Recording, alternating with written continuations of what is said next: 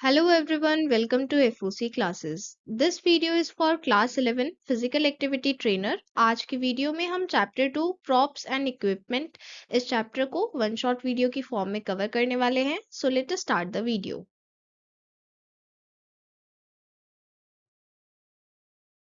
हम सबसे पहले असेसमेंट के डिफरेंट टाइप्स एंड टूल्स के बारे में पढ़ेंगे, देन इक्विपमेंट की लिस्ट भी देखेंगे एंड ये समझेंगे कि प्ले फील्ड का इंस्पेक्शन का प्रोसेस क्या होता है, किस तरह से इंस्पेक्शन होती है. ये सभी टॉपिक्स आज की वीडियो में हम कवर करने वाले हैं. Starting with the first topic, the various types and tools of assessment. सबसे पहले हम बात करते हैं sports facility means sports venue की. कुछ इस तरह का होता है स्पोर्ट्स वेन्यू जहां पर आप डिफरेंट स्पोर्ट्स खेलते हैं. कहीं पर भी कोई भी स्पोर्ट्स फैसिलिटी होगी तो वो कितनी बड़ी होनी चाहिए एंड उसमें कौन कौन से इक्विपमेंट होने चाहिए, उसका प्ले फील्ड एरिया कितना होना चाहिए, ये सभी चीज़ें डिपेंड करती हैं कि वहाँ पर कौन से टाइप की ट्रेनिंग या कौन से टाइप का कंपटीशन हो रहा है. तो जो भी बिल्डिंग या प्लेस आप सेलेक्ट कर रहे हैं उसमें आपको ये चीज़ पहले से ही डिज़ाइन करनी होगी, डिसाइड करनी होगी कि वहाँ पर पर्पस क्या है. मतलब आप वो कॉम्पिटिशन्स के लिए करा रहे हैं या फिर कम्युनिटी रिक्रिएशन के लिए है, ये पर्पस आपको पहले से फिक्स करना होगा. और उसी के अकॉर्डिंग आप ये भी डिसाइड करते हैं कि वहाँ पर कौन कौन से प्रॉप्स और इक्विपमेंट होने चाहिए. फॉर एग्जाम्पल अगर कहीं पर फुटबॉल खेला जाएगा तो वहाँ पर फुटबॉल से रिलेटेड सभी इक्विपमेंट होंगे. इसी तरह से जो भी स्पोर्ट आप वहाँ पर खेलने वाले हैं, वहाँ पर आपने उसके लिए एरिया बनाया है तो उससे रिलेटेड आपको वहाँ पर सभी प्रॉप्स एंड इक्विपमेंट भी रखने होंगे. कोई भी स्पोर्ट्स फैसिलिटी जब बनाई जाती है तो उससे पहले ये क्लियरली डिसाइड किया जाता है कि उसका पर्पस क्या है और वहाँ पर कौन कौन से प्रॉप्स एंड इक्विपमेंट होने चाहिए. तो हम उसी के बेसिस पर डिसाइड करते हैं कि यहाँ पर कौन सा डिज़ाइन बेस्ट रहेगा और उसमें कितनी इन्वेस्टमेंट लगेगी. क्योंकि जब हमें पता चल गया है कि कितना बड़ा एरिया है तो अब हम डिसाइड कर सकते हैं कि हमें वहाँ पर कितनी मनी इन्वेस्ट करनी होगी और कैसा डिज़ाइन रखना होगा. अंडरस्टूड. सबसे पहले समझते हैं प्रॉप्स क्या होते हैं. तो देखिए जब भी आप कोई भी फिजिकल एक्टिविटी में इन्वॉल्व होते हैं, लाइक हो सकता है आप कोई गेम खेल रहे हैं या कोई रेस है या कोई भी फिजिकल एक्टिविटी है, वहां पर जो भी टूल्स आप उस एक्टिविटी के लिए यूज कर रहे हैं, किसी भी तरह से वो टूल आपकी एक्टिविटी में काम आ रहा है तो वो प्रॉप है. बेसिकली प्रॉप्स हमें हेल्प करते हैं हमारे फिजिकल एक्टिविटी को प्रॉपरली कंप्लीट करने में. जैसे यहाँ पर आप देख सकते हैं, ये जो फुटबॉल की इमेज दिखाई गई है, यहाँ पर ये बच्चे फुटबॉल सीख रहे हैं. अब ये अपनी स्किल को प्रॉपरली डेवलप कर पाए, इसके लिए यहाँ पर ये डिफरेंट टाइप के प्रॉप्स रखे हुए हैं. अगर ये नहीं होंगे तो वो अपनी स्किल को प्रॉपरली डेवलप नहीं कर पाएंगे. तो इसलिए हम यहाँ पर कह रहे हैं कि ये प्रॉप्स ऐसे टूल्स होते हैं जो फिजिकल एक्टिविटी को कंप्लीट करने में हमारी हेल्प करते हैं.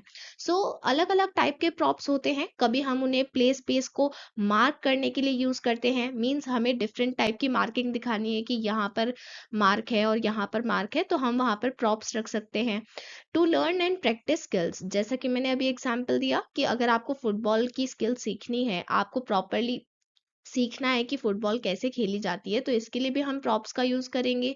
टू इम्प्रूव फिटनेस, जैसा कि आप इस रेस में देख सकते हैं, यहाँ पर ये एक टाइप की एजिलिटी लेडर कहा जाता है इसे. ये क्या करती है, इसकी हेल्प से आप इजीली जंप कर सकते हैं. ये आपकी फिटनेस को इम्प्रूव करने में हेल्प कर रही है. Then make any physical activity colourful and attractive. अब सोचिए अगर ये स्टूडेंट्स यहाँ पर बिना इसके खेल रहे होते तो ये शायद इतनी अट्रैक्टिव ना लगती, बट अभी ये ज़्यादा कलरफुल लग रही है.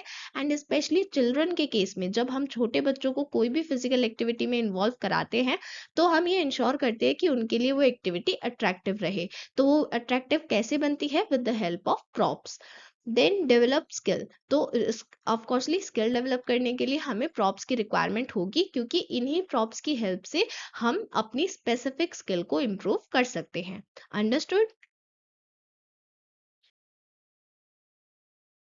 Then what is equipment? Basically जब भी हम कोई भी स्पोर्ट्स खेलते हैं, जैसे अगर मैंने आपसे कहा है कि आपको क्रिकेट खेलना है, तो आपको उसके लिए मेन क्या क्या चीजें रिक्वायर्ड है? बैट और बॉल, और साथ ही कुछ और चीजें भी रिक्वायर्ड होंगी, तो वो सभी इक्विपमेंट का पार्ट है। सो बेसिकली आप कोई भी स्पोर्ट खेल रहे हैं, उससे रिलेटेड जो भी मटेरियल आप यूज कर रहे हैं, जैसे अगर आप फुटबॉल खेलेंगे तो आपको फुटबॉल चाहिए, अगर आप बास्केटबॉल खेलेंगे तो आपको बास्केटबॉल चाहिए, मतलब वो उसी से रिलेटेड सामान है, तो उसको हम कहेंगे इक्विपमेंट। ठीक है। अब बास्केटबॉल में आप फुटबॉल तो नहीं लेकर आएंगे, तो बास्केटबॉल का इक्विपमेंट क्या है? बास्केटबॉल ही है। ठीक है।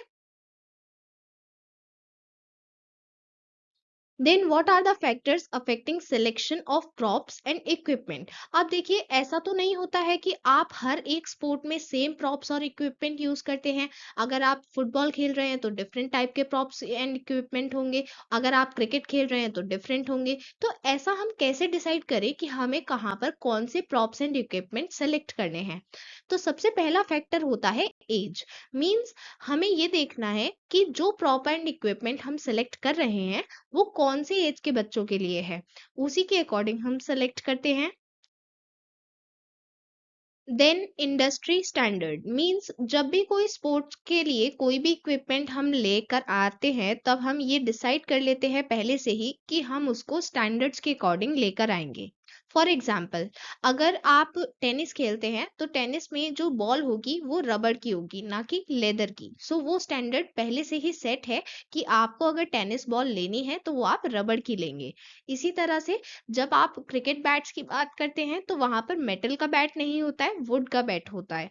तो इसी तरह से ये सभी स्टैंडर्ड्स पहले से ही डिसाइडेड होते हैं, एंड आप उन्हीं के बेसिस पर प्रॉप्स एंड इक्विपमेंट सेलेक्ट करते हैं। देन स्पोर्ट्स टाइप मींस जो भी स्पोर्ट्स के लिए हम इक्विपमेंट सेलेक्ट कर रहे हैं, हम उसी के अकॉर्डिंग स्पेसिफिक इक्विपमेंट सेलेक्ट करेंगे। आप बास्केटबॉल सिर्फ बास्केटबॉल के लिए ही चूज करेंगे, अगर आपको फुटबॉल खेलना है तो अब वो आप बास्केटबॉल से नहीं खेलेंगे, उसके लिए आप फुटबॉल ही प्रेफर करेंगे। तो जिस भी टाइप का स्पोर्ट्स होता है, उसी के according props and equipment choose करने चाहिए। देन इंफ्रास्ट्रक्चर मींस हम किस टाइप के प्रॉप्स एंड इक्विपमेंट सेलेक्ट करते हैं, ये चीज इस बात पर भी डिपेंड करती है कि हम किस टाइप के गेम्स खेल रहे हैं और उसके लिए कैसा इंफ्रास्ट्रक्चर रिक्वायर्ड है। फॉर एग्जाम्पल, अगर आप इंडोर गेम खेल रहे हैं तो वहां पर प्रॉप्स एंड इक्विपमेंट अलग टाइप के होंगे। बट अगर आप एक आउटडोर गेम खेल रहे हैं जो ओपन स्पेस में खेला जाएगा, तो आपको पता है कि वहां पर डायरेक्ट सनलाइट होगी एंड हार्श वेदर भी होगा। तो ऐसे प्रॉप्स एंड इक्विपमेंट सेलेक्ट किए जाएंगे जो उस हार्श वेदर को भी टॉलरेट कर पाए। तो इसलिए हम प्रॉप्स एंड इक्विपमेंट इंफ्रास्ट्रक्चर के अकॉर्डिंग डिसाइड करते हैं कि वहां पर इंफ्रास्ट्रक्चर कैसा है। हम इंडोर स्पोर्ट्स खेल रहे हैं या आउटडोर स्पोर्ट्स खेल रहे हैं, उसी के अकॉर्डिंग इंफ्रास्ट्रक्चर होगा, और उसी के अकॉर्डिंग हम सेलेक्ट करते हैं कि हमें किस टाइप के प्रॉप्स एंड इक्विपमेंट्स रिक्वायर्ड है। आप जहाँ भी स्पोर्ट्स खेलते हैं, आपका कोई पर्सनल कोचिंग इंस्टीट्यूट है या फिर आपके स्कूल में ही प्लेग्राउंड है, आप वहीं पर स्पोर्ट्स खेलते हैं, तो वहाँ पर जो भी available number of props and equipment होंगे, वो लिमिटेड होंगे। क्यों? क्योंकि ऐसा नहीं है कि अगर 1000 स्टूडेंट्स है तो 1000 स्टूडेंट्स के लिए 1000 इक्विपमेंट होंगे। वहाँ पर स्टूडेंट्स की टीम्स बनाई जाती हैं, तो जो भी लर्नर्स हैं उनकी टीम बना दी जाएंगी, ग्रुप बना दिए जाएंगे, और फिर उन्हें कुछ particular props and equipment assign किए जाएंगे कि ये आपके लिए है, तो आपको अपनी टीम में इन्हीं को यूज करना है।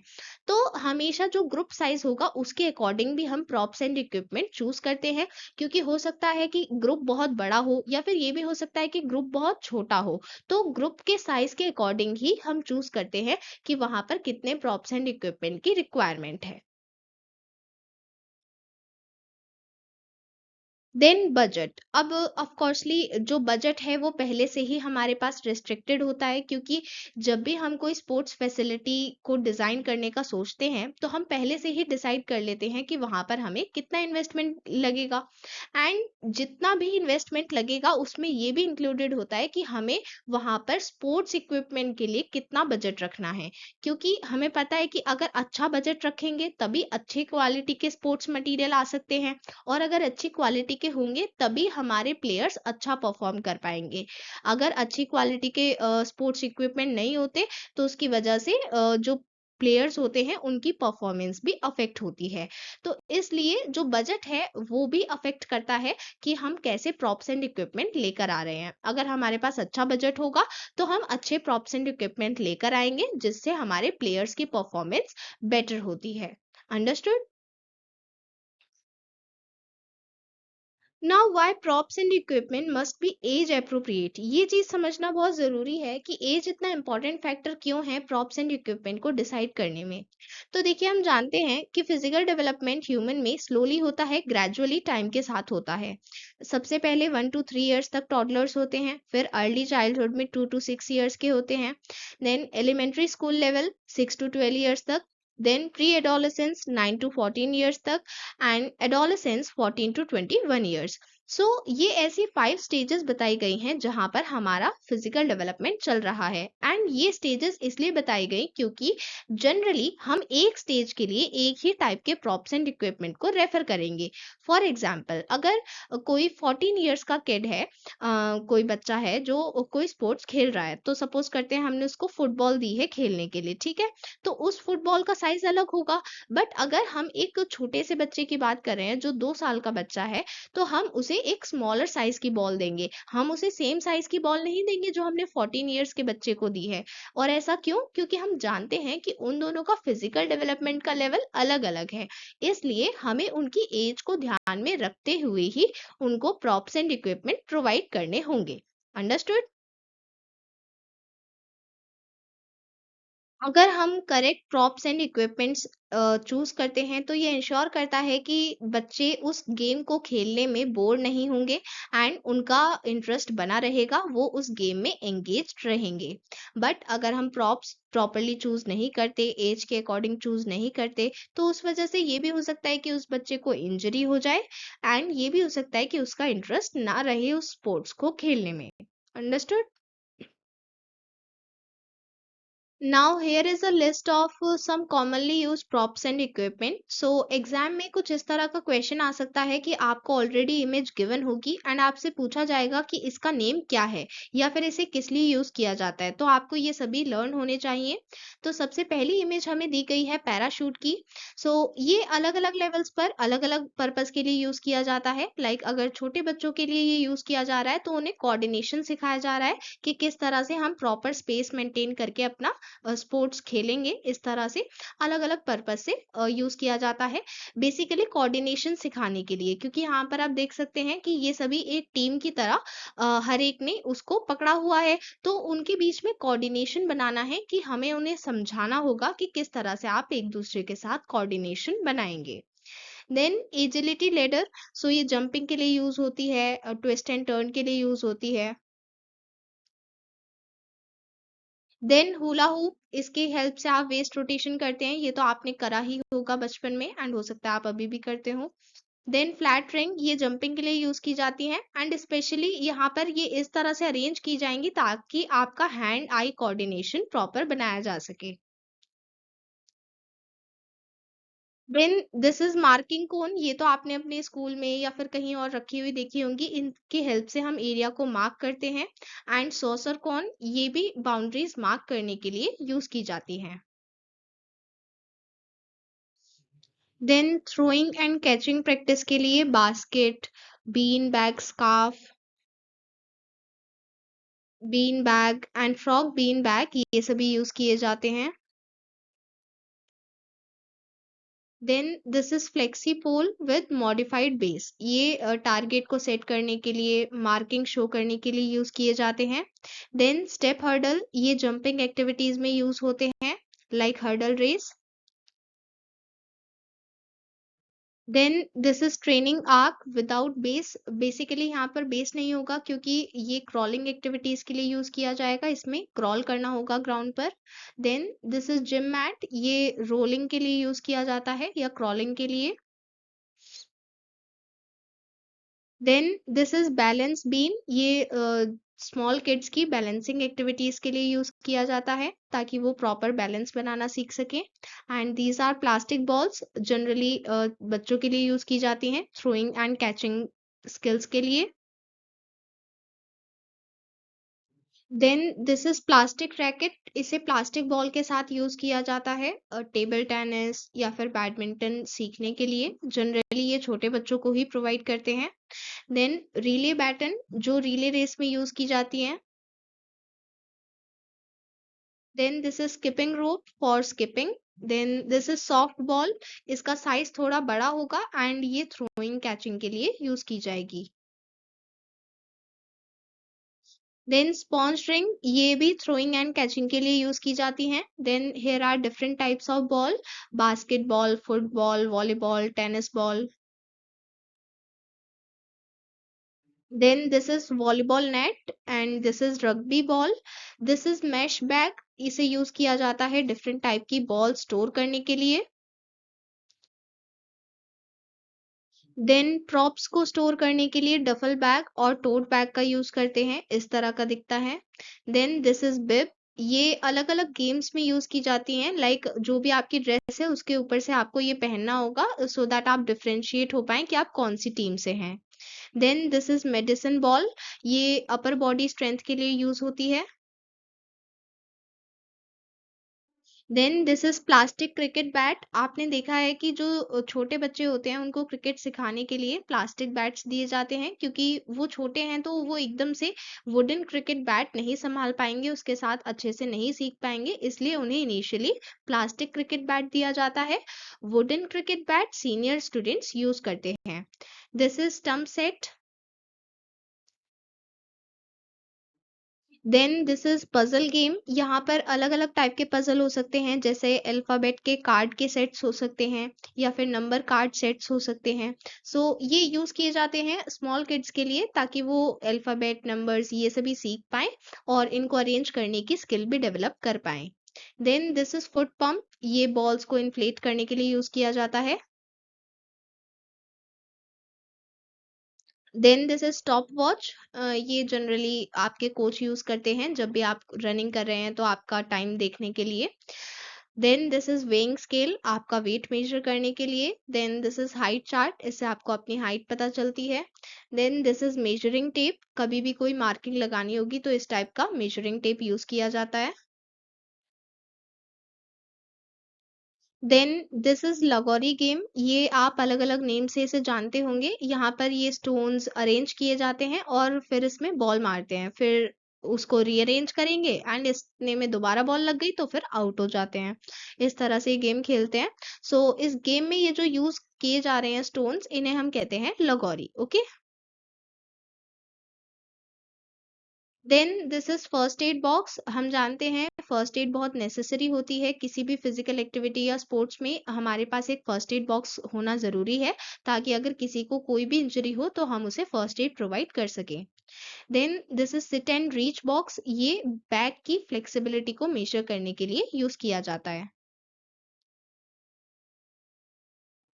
Now let us proceed to the next topic, maintenance and process of inspection of field. अभी तक हमने स्पोर्ट्स इक्विपमेंट के बारे में सभी चीज़ें समझी, हमें कैसे प्रॉप्स एंड इक्विपमेंट सेलेक्ट करने हैं एंड कौन कौन से प्रॉप्स एंड इक्विपमेंट होते हैं, सभी चीज़ें हमने डिटेल में समझी। अब हम ये समझने वाले हैं कि फील्ड की इंस्पेक्शन कैसे होती है, उसको मेंटेन कैसे करना है। हम जानते हैं कि जब भी कोई भी न्यू एरिया बनता है, लाइक कोई न्यू बिल्डिंग है या कोई न्यू एरिया है, प्ले स्पेस है, तो वो बहुत अच्छा होगा इनिशियली, बट टाइम के साथ साथ जब हम उसे ज्यादा यूज करने लगेंगे एंड वो एनवायरनमेंट से ज्यादा कांटेक्ट में आएगा, धीरे धीरे वो चेंज होने लगेगा एंड वहां पर कुछ चेंजेस ऐसे भी होंगे जिसकी वजह से प्लेयर्स की परफॉर्मेंस अफेक्ट होती है। तो इसलिए हमें ये ध्यान रखना है कि हमें रेगुलर बेसिस पर, रेगुलर टाइम पर इंस्पेक्शन करनी चाहिए, ताकि कोई भी प्रॉब्लम ना हो। तो हमें कब इंस्पेक्शन करनी चाहिए, किस तरह की इंस्पेक्शन करनी चाहिए एंड कौन कौन सी चीजों का ध्यान रखना है, ये सभी चीजें कुछ फैक्टर्स पर डिपेंड करती हैं। जैसे आपने उस स्पेस फील्ड का कितना यूज किया है, या फिर कहीं उसको ओवर यूज तो नहीं किया गया है, एंड वहाँ पर जो इक्विपमेंट यूज़ हो रहे हैं उनकी एज कितनी है, लाइक हो सकता है कि बहुत पुराने हों तो उस केस में भी प्रॉब्लम आएगी। एंड उनका मटेरियल कैसा है, अगर वो अच्छी क्वालिटी के होंगे तो वो ज़्यादा टाइम तक चल पाएंगे एंड ज़्यादा अच्छा परफॉर्मेंस दे पाएंगे। बट अगर मटेरियल अच्छा नहीं है, क्वालिटी अच्छी नहीं है, तो वो भी अफेक्ट करेगा। देन एक्सटर्नल फैक्टर्स भी होते हैं, जैसे कौन से बच्चे वहां पर खेल रहे हैं, कौन सा एज ग्रुप है, क्योंकि अगर छोटे बच्चे हैं तो वो अलग तरह से खेलते हैं, बड़े बच्चे हैं तो वो अलग तरह से खेलते हैं। वहाँ का क्लाइमेट कैसा है, मतलब अगर इंडोर इंफ्रास्ट्रक्चर होगा तो वो इतना ज़्यादा अफेक्ट नहीं होगा, बट अगर आउटडोर होगा तो वहाँ पर बारिश भी आएगी, आंधी भी आएगी, तूफान भी आएगा, तो इस तरह के क्लाइमेट से भी वो अफेक्ट होता है। अंडरस्टूड। सो इन सभी फैक्टर्स को ध्यान में रखते हुए हम इंस्पेक्शन की फ्रीक्वेंसी को डिसाइड करते हैं कि हमें कितना फ्रीक्वेंटली इंस्पेक्शन करनी है। लो फ्रीक्वेंसी इंस्पेक्शन, सो दो टाइप के इंस्पेक्शन है। सबसे पहला है लो फ्रीक्वेंसी, मींस जो इतने ज्यादा नहीं होते हैं, लाइक एक साल में 2 बार हो गए या एक साल में 4 बार हो गए। तो हमने देखा कि मतलब काफी टाइम में ये बहुत कम बार हो रहे हैं, इसलिए हमने इन्हें कहा है लो फ्रीक्वेंसी इंस्पेक्शन। सो ये क्योंकि इतने ज्यादा रिपीटेड नहीं होंगे, इसलिए जब भी ऐसी इंस्पेक्शन होती है तो वो इन डेप्थ होती है, मतलब प्रॉपरली चेक किया जाता है। जो स्टाफ आता है वो बहुत एक्सपर्ट होते हैं एंड उनके पास प्रॉपर नॉलेज होती है, मैकेनिकल नॉलेज होती है, प्लेग्राउंड सेफ्टी एक्सपर्टीज होती है उनके पास, जिसको यूज करते हुए वो ये चेक करते हैं कि यहाँ पर सभी इक्विपमेंट, सरफेस, सभी चीजें प्रॉपर हैं या फिर नहीं। अगर कहीं पर भी कोई मेंटेनेंस या रिपेयर की रिक्वायरमेंट होगी वो उसे बताते हैं, उसी टाइम करवाते हैं या फिर उसके बाद के लिए इंस्ट्रक्शन देते हैं। एंड जो भी डैमेज्ड इक्विपमेंट होंगे उन्हें रिपेयर कराया जाता है या फिर रिमूव कराया जाता है। सो इस तरह से यहाँ पर जो भी लो फ्रिक्वेंसी इंस्पेक्शन होंगे वो इतना फ्रिक्वेंटली नहीं होते हैं, पर जब होते हैं तो बहुत इन डेप्थ, मतलब बहुत अच्छे से इंस्पेक्शन की जाती है। अंडरस्टूड। हाई फ्रीक्वेंसी इंस्पेक्शन, ये ऐसे इंस्पेक्शन होते हैं जो डेली या वीकली बेसिस पर परफॉर्म किए जाएंगे, मींस कम टाइम में ज्यादा बार परफॉर्म किए जाते हैं। इसमें हमारा फोकस रहता है कि हम उसको प्रॉपरली चेक करें, लाइक वहां पर यूज कैसे हो रहा है एंड वहां पर वेदर की वजह से कितना वो चीजें इफेक्ट हुई हैं, या फिर किसी ने कोई इंटेंशनल डिस्ट्रक्शन किया है। लाइक कई बार हम देखते हैं कुछ ऐसे बच्चे होते हैं जो बिना बात के ही चीजों को डिस्ट्रॉय करते हैं, डिस्ट्रक्शन मचाते हैं। तो वो सभी चीजें भी यहाँ पर चेक की जाती हैं एंड स्टाफ प्रॉपरली चेक करते हैं कि वहां पर किसी भी तरह की कोई प्रॉब्लम है, लाइक हो सकता है कहीं पर पानी भरा हो या फिर वहां पर खेलने लायक स्पेस अवेलेबल ना हो। तो ये सभी चीजें स्टाफ चेक करते हैं। एंड अगर कहीं भी कोई भी हैजार्ड मिलता है, हैजार्ड मतलब जो चीज हमें नुकसान पहुंचा सकती है, क्योंकि जब स्टूडेंट्स खेल रहे हैं तो उनकी सेफ्टी का ध्यान रखना भी जरूरी है, तो इसलिए कोई भी हैजार्ड वहां पर नहीं होना चाहिए, इस चीज को इंश्योर करते हैं। और अगर लगता है कि कहीं पर कोई प्रॉब्लम है तो उसका प्रॉपर डॉक्यूमेंटेशन होगा, उस एरिया को आउट ऑफ यूज बताएंगे एंड फिर उस प्रॉब्लम को करेक्ट करेंगे। आउट ऑफ यूज बताना जरूरी है, क्योंकि कई बार अगर वहां पर प्रॉपर साइंस नहीं है, वहां पर प्रॉपर लिखा नहीं हुआ है, तो हो सकता है कि स्टूडेंट्स वहां पर चले जाएं और उन्हें कुछ इंजरी हो जाए। तो इसलिए उसको properly area out of use mention करते हैं एंड फिर उस प्रॉब्लम को करेक्ट करते हैं। Understood. Now let us proceed to the next topic, maintenance and service of sport facilities। अभी तक हमने ये समझा कि हमें इंस्पेक्शन कौन से टाइप से करनी है, मतलब हाई फ्रीक्वेंसी इंस्पेक्शन कब करनी है, लो फ्रीक्वेंसी इंस्पेक्शन कब करनी है और क्यों करनी है। अब हम ये सीखने वाले हैं कैसे करनी है, ठीक है। स्पोर्ट्स सरफेस को प्रॉपरली मेंटेन करने के लिए, उसकी क्वालिटी को मेंटेन रखने के लिए हमें कुछ पॉइंट्स पर ध्यान देना होगा, जैसे वहां पर किसी भी तरह का कोई इंजूरियस ऑब्जेक्ट नहीं होना चाहिए, लाइक कोई पत्थर या कील, इस तरह की चीजें नहीं होनी चाहिए, उन्हें रिमूव करना चाहिए। एंड वहां पर जो भी आपने वर्कर्स लगाए हुए हैं उनको इस बात का ध्यान रखना होगा कि वो क्लीन रहे फ्लोर। एंड सिर्फ रिकमेंडेड फुटवियर ही अलाउड होने चाहिए, लाइक स्पोर्ट शूज ही पहनकर आए बच्चे खेलने। एंड वहां पर जो पिच है उसके आसपास का एरिया है वो क्लीन रहना चाहिए। प्रॉपर इंटरवल पर हमें चेक करना चाहिए कि सभी प्रॉप्स एंड इक्विपमेंट क्लीन हैं एंड उनकी क्वालिटी भी सही है, क्योंकि टाइम के साथ-साथ उनकी क्वालिटी भी डिग्रेड हो सकती है। देन जितने भी पोस्ट होते हैं, पोल होते हैं, वॉलीबॉल पोल्स, उन सभी को हमें चेक करते रहना चाहिए, वो प्रॉपर्ली मेंटेन्ड है एंड सफिशिएंट डस्टबिन होने चाहिए ताकि स्टूडेंट्स फील्ड को पॉल्यूट ना करें एंड प्रॉपर डस्टबिन वहाँ पर होने चाहिए। Then special maintenance at least once a year, means हम जानते हैं कि कुछ ऐसी मेंटेनेंस होंगी जो रोज रोज नहीं होंगी, तो उसे हमें जैसे एक साल में एक बार करना है या फिर एक साल में दो बार करना है, लाइक उसकी फ्रीक्वेंसी इतनी ज्यादा नहीं होगी, उसे हम कह रहे हैं स्पेशल मेंटेनेंस।